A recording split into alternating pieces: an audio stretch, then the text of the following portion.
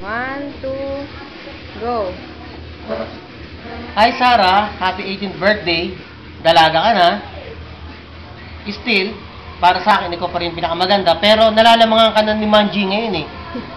Natatapakan ka na. Kaya, better shape up. Ang wish ko, ngayong 18th birthday mo, maging open-minded ka. Huwag ka muna agad mag-aasawa. Okay lang magpaligaw, mag-boyfriend, pag third year college. Pero see to it na ma-enjoy mo yung pagiging dalaga mo. Ngayon kasi, normally, ang babae ngayon, 30 years old na, hindi pa nag-aasawa. Bakit? They are still enjoying their life.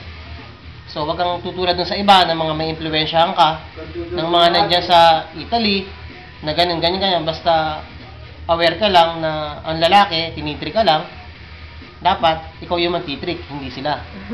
Di ba? So, tanggap ka lang ng tanggap ng mga papuri o ano, pero don't take it seriously. So, I hope na makaabot ka na hanggang 28 na wala pa rin asawa. Enjoy your life. Enjoy. Like us.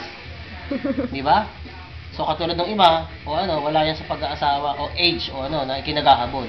Ang mahalaga, establish ka, na-enjoy mo, more travel. Boracay, pagbalik mo, kung saan-saan. So, yun lang masasabi ko. Bye!